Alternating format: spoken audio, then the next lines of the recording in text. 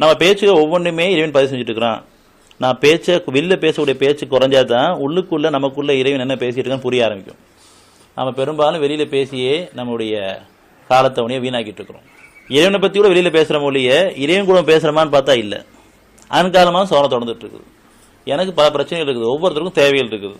மன அமைதி குறைஞ்சிருக்குது, இன்னும் மன அமைதி தேவைப்படுது. உடல்ல ஆரோக்கியம் நிறைய குறைஞ்சிட்டு இருக்குது, அது தேவைப்படுது. பார்வைகளில் சக்தி குறைஞ்சிட்டு இருக்குது, அது நிறைய தேவைப்படுது.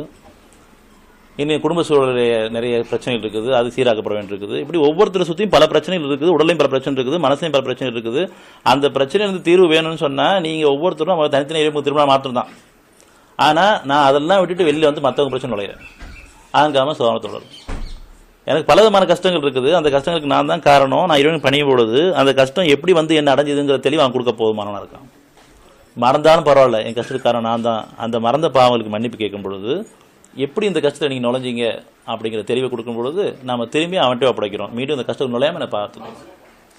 64:11 நிகழும் நிகழ்ச்சி எல்லாம் இறைவன் அனுமதி கொண்டே அல்லாமல் இல்லை. அதனால நம்மளை சுற்றி நிகழ்வுகளில் நாம் நிறைய கவனிக்க வேண்டியிருக்கு, கவனிக்க தவறிடுறோம். ஏன்னா உணர்ச்சியில் இருப்பதன் காரணமாக உணர்வில் இருக்கும் பொழுது இதன் மூலமாக நமக்கு இறைவன் என்ன நாடுறான்னு தெளிவாக புரியும். எத்தனையோ செய்திகள் நமக்கு வந்துட்டு இருக்குது, எத்தனையோ காட்சி நம்ம பார்த்துட்டு இருக்கோம், எத்தனை உறவு வந்துட்டு இருக்குது. நம்ம எல்லாமே கடந்து போயிட்டு இருக்கிறோம். அதன் மூலமாக நமக்கு என்ன இறைவன் அறிவிக்கிறேன், நான் இன்னும் உதவி தேடாமல் இருக்கிறேன், பாதுகாப்பு தேடாமல் இருக்கிறேன். ஒவ்வொரு நாளும் நம்ம சொந்த பந்தங்களில் நடக்கக்கூடிய எத்தனையோ பிரச்சனை நம்ம காதில் வருது, கண்கள் எத்தனையோ காட்சியில் பார்க்குறோம், எத்தனையோ விதமான பயம் உள்ளுக்குள்ள வந்துட்டு இருக்குது. இதெல்லாம் நம்ம ஏன் இறைவன் உதவி தேடலை? இல்லை, இதெல்லாம் வந்து நம்ம வெளியில் போயிடுறோம், உள்ளுக்குள்ள வரல. எந்த ஒரு தேவையில்லாமல் ஒரு விஷயத்தை வந்து நம்ம முன்னாடி நடத்த மாட்டான். என்கிட்ட ஒரு செய்தி வரும் பொழுது அந்த செய்தி ஒன்று துக்கமான செய்தி அல்லது சந்தோஷமான செய்தி. அந்த துக்கமான செய்தி என்கிட்ட வரும் பொழுது நான் அதிலிருந்து இந்த சூழ்நிலைக்கு வந்துட வேண்டாமேன்னு பாதுகாப்பு தேடுறதுக்காக ஒரு செய்தி வந்திருக்கு. அதில் போய் நம்ம நாட்டாமல் பண்ணுறதுக்காக கிடையாது, தீர்ப்பு சொல்கிறதுக்காக கிடையாது. அதான் அறிஞ்சவனாக இருக்கான்.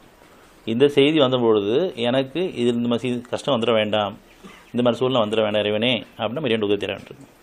ஒரு காட்சியை பார்க்கும்போதும் சரி, வேண்டாம் இந்த மாதிரி சூழ்நிலை வந்துட வேண்டாம், வர்ற அளவுக்கு நான் வரம் மீறிடும் வேண்டாம். உணர்வுகளில் நாளைய வாழ்க்கை நினச்சி ஒரு பயம் வருது, வேண்டாம் இறைவனே இப்போயே கேட்கும். ஆனால் அப்படி ஒரு சூழ்நிலை ஏற்பட்டால் நம்ம இப்படி பண்ணிக்கலாம் திட்டங்களை போடுறோம். நாளைய வாழ்க்கையில் நமக்கு ஒரு சிரமம் வரப்போகுது அப்படின்னு ஒரு உணர்வு முன்னறிப்பாக வரும்பொழுது நான் என் அறிவை கொண்டு மனிதர்களை கொண்டு பொருளை கொண்டு திட்டங்கள் போட்டு வைக்கிறேன். அதில் நான் சொந்தம் போயிடுறேன். அந்த திட்டங்கள் வேண்டாம், அந்த மாதிரி சூழ்நிலை உருவாக வேண்டாம் இறைவனே பாவத்தை மன்னிச்சிடு. கேட்கலாமா வேணாமா? இப்படி உணர்வுகளையும் செய்திகளாகவும் காட்சிகளாகவும் நம்மளை சுற்றி நிகழ்வுகளை நம்ம கவனிக்க தவறிடுறோம்.